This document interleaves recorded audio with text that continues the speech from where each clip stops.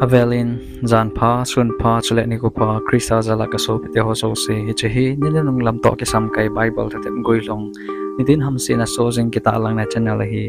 Dunya hichi video video si mivang pai hewe aseijuite Hitobang phat pai koi mazo si na muzo lawahi achai chanven. Dunya hinasai khom dio Bible chang dai han cho hi le Matthew bung som lage chang thum. Azau wa ta be a kasai pi na hiwe nang ho na kile hei zawa chapang neu cha to na ba kit lo le itina ma jong le wan leng kam na ru lo ding o hi. Inangai to dio cho hi le Ibola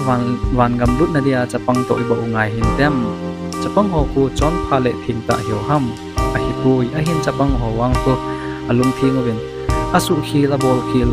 u akipho thein akihil thein akisudi thein chule ki khel na anei theon akhang to theowi dong nom nei jung anei jingon aban hol hol theon het na lama adang cha jingoi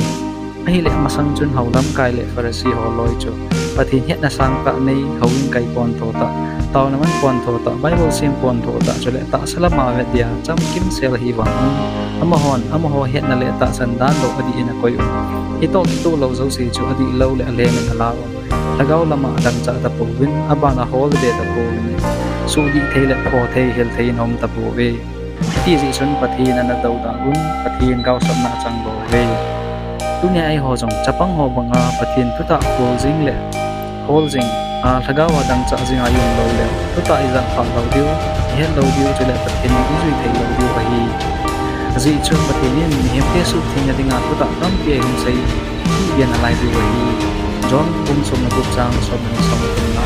na zo wa sai ding tam ti kan ni hi na nang hon ti da din na do so ko ve ai na ta me thagaw chu hom ting amacham chama tu sei lo wa aza sa sa sei ni ta na lam ti se na pui pui zo wa ahungun ni ho ki lo be yan sei ti dio hi tu pon bung som da din chang bung chang sei wan lai zo la wan pil chom khat leng be le kamu ama chun leiset chung cheng din nam tin thang tin pau ti pau tang le mitin ni tan heng na pon zo ling ton so chupan pa nei si ama ni ta sai jin pathin bi mong lang alo ki na ba chai jin ji na ti la man ti kan pa tai wan leiset ti thang le ki sa ta so so pa so che dei ti revelation bung ni chang sigina angai na ding na na ho bung ho na sei ki na yan ka so pa chu ti ham kon sma ti na so ni ya John bung som chang som ka kya moi tian ko de na zaw chen so ma ta John bung som chang som ata chu ni se ti na ko ni ta chu ka yi chen so ma kon yan ni ta dem Ibola se ti na dem tức là não không đồng tiền công suất của bạn được họ để giảm vấn đề để bằng tăng tiền thì vô lắm cái gì xuống họ cũng họ là cái những họ chú là thằng lấy chân ngày tế tiền là đi vào cái tiền của họ đem và tiền kéo ngôi nó họ chú ấy họ mỗi mùa cái lón tạ tạ họ thì tôi và tiền ổn định ra nông gì họ thì đi này và tiền nên lung lâm hi kita bằng hữu hình năng tổ này em ngũ mà có cha bằng am hiểm cha pa hong din chu ipiti lam ko uham le pathin kel ngoi no hi theina diwa ipiti nunga ame chinga ho banga itigu uham ti thote mum ho henom zo sin ke khom na group ma chin sana hijongle thei diwa hi anu ya description le comment na linga kon hin join thei wa hi pen sai ve nom cho hi la bi chen na ni tin ham sin na le pathin ko hin ke update ding ding a hin pachong so le subscribe ni tin lo ipa in su ni nei lo cha ta ho rong an share ti pati ini may mapuizing tao amen.